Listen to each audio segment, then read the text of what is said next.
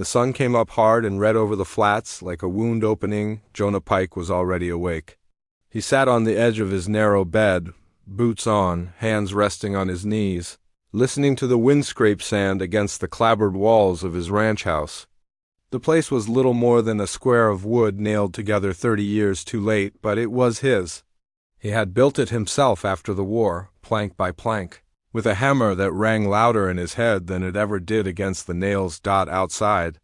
The land stretched empty and pale, mesquite, sage, a sky too big to forgive a man for his mistakes. Jonah stood and pulled on his hat.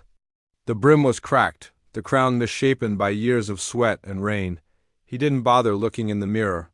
He knew the face that would stare backlined, hollow-cheeked, eyes the color of old iron, a face that didn't invite conversation. He stepped out into the morning and whistled low. The horses lifted their heads from the corral. Dust rose as they shifted their weight. Jonah crossed the yard, his boots crunching over gravel and dried manure, and checked the gate. Still latched. Always latched. He moved with the slow precision of a man who had learned that carelessness killed faster than bullets. By the time the sun cleared the horizon, he was riding. The town of Red Willow sat like a scab at the edge of the desert. One main street, too? Saloons, a general store, a livery, a jail that leaned slightly to the left, and a church no one attended unless they were being buried or married. The wind funneled down the street, carrying the smell of whiskey, horse sweat, and something rotting just out of sight. Jonah rode in without hurry. He tied his horse outside McCreary's general store and stepped down, his knee protesting with a dull ache. Inside, the bell over the door rang sharp and lonely. McCreary looked up from the counter. He was a thin man with spectacles and a permanent look of calculation. "Morning, Pike," Jonah nodded. "Morning. You're late this week." "Wasn't. Aiming to be early." McCreary sniffed and went back to tallying his books. Jonah moved through the aisles, gathering flour, beans, coffee. He added salt last, then paused at the far end of the store. Near the bolts of cloth there was a girl. She couldn't have been more than 20. Dark hair hung loose down her back, tangled and dusty. Her dress was plain and ill-fitting, the kind meant to be worn until it fell apart. Her hands were clasped in front of her, knuckles white. She stared at the floor as if it might open and swallow her. 2 men stood near. One was Sheriff Clay Hollister. The other was Amos Rudd, a cattle buyer with too much money and too little patience. Jonah felt the air change, the way it did before. "A storm. What's this?" Rudd was saying. "You told me she was healthy." "She is," Hollister replied. "Just skittish." The girl flinched at the sound of his voice. Jonah set his sack down slowly. McCreary cleared his throat.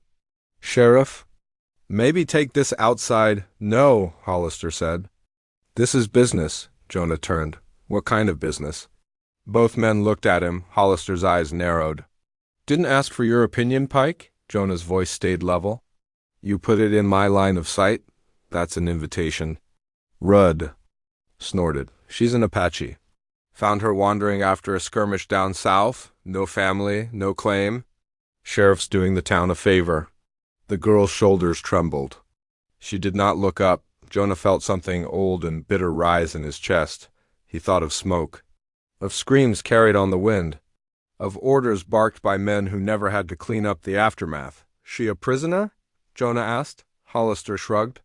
"She's alive, ain't she?" "That wasn't my question." Hollister stepped closer. His badge caught the light. "Careful." Jonah met his gaze. "You selling her?" Rudd smiled thinly. "Buying. Sheriff's auctioning her off. Like stray cattle." The word hung there. Jonah looked at the girl again. Her feet were bare. One ankle was bruised purple. There was a cut along her forearm, scabbed over but angry. "She understand what you're saying?" Jonah asked. Rudd laughed. "Don't matter." Jonah reached into his coat and pulled out a leather pouch. He loosened the drawstring and poured the contents into his palm. Gold dust glinted dull and heavy. "I'll buy her," he said. The room went quiet. McCreary froze. A customer near the door slipped out without a word. Hollister stared. "You serious?" Jonah nodded. "Name your price." Rudd's eyes flicked to the gold. "She's worth more than that." Jonah poured more. Coins clinked against the counter.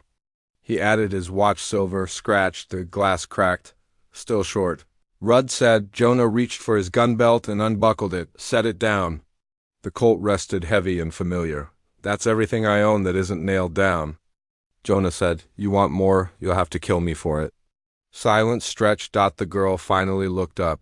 Her eyes were dark. Sharp, afraid but not broken. Hollister licked his lips. You're a fool, Pike. Maybe? Rudd hesitated. He glanced at Hollister. The sheriff's jaw tightened, then he nodded once. Fine, Rudd said.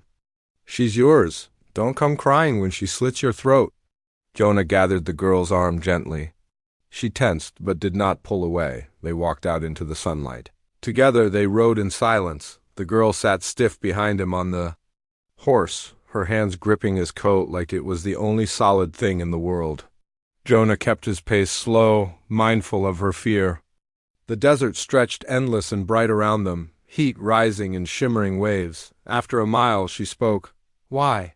Her English was halting but clear. Jonah swallowed. Because you shouldn't have been sold. She was quiet for a long time. My name is Ilu, she said finally. Jonah nodded. Jonah. They rode on. The ranch house felt smaller with another soul inside it. Jonah lit the stove and set water to boil. Elu stood near the door, watching everything. Her eyes followed his hands, the knife as he cut bread, the kettle as it steamed. You are not my husband, she said. No, Jonah replied. I'm not. Then why did you buy me? Jonah paused. I didn't buy you. I paid them to leave you alone. She studied his face, searching for the lie. Finding none, she sat slowly. At the table, he set food before her. She hesitated, then ate like someone who hadn't eaten enough in a long time. That night, Jonah slept on the floor. Word travels faster than bullets in a small town. By the third day, everyone in Red Willow knew Jonah Pike had brought an Apache woman home. By the fifth, men were riding past his fence, slowing just enough to stare. By the seventh, Hollister came calling, You think you're better than us? The sheriff said, standing in the yard with his thumbs hooked in his belt. Jonah leaned against the fence. I think you're corrupt. Hollister's face darkened. That girl belongs to this territory. She belongs to herself. Hollister laughed. This is the frontier. That don't mean much. Jonah straightened. It means everything. The sheriff spat in the dust. Careful, Pike. You're running out of goodwill. Jonah watched him ride away, a knot tightening. In his gut, that night Elu stood beside him at the door. They will come back, she said. Jonah nodded. I know. They came at dawn. Gunfire shattered the quiet. Horses screamed. Wood splintered. Jonah moved without thinking. He pushed Elu down behind the stove, grabbed his rifle from the rack he'd hidden in the floorboards, and stepped outside. Men were riding hard across the flats. Hollister's deputies. Rudd's hired guns, faces hard with intent. Jonah fired. Once, a horse went down. The world exploded into smoke and noise. When it was over, the sun was high and the ground was stained dark. Hollister lay in the dust, bleeding from the chest. He looked up at Jonah, disbelief etched into his features.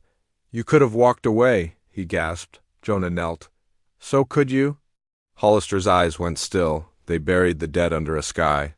Gone pale and empty. Red Willow changed after that, slowly, uneasily. No one came for Elu again. Months passed. Then years. You learned the land. Jonah learned her silences. One evening, as the sun bled out over the desert, she stood beside him on the porch. You did not wake to find a wife, she said softly. Jonah shook his head. You woke to do what was right. She placed her hand over his, warm and steady. The wind moved through the sage. The world went on. And for the first time in a long while, Jonah Pike let himself believe it might be enough.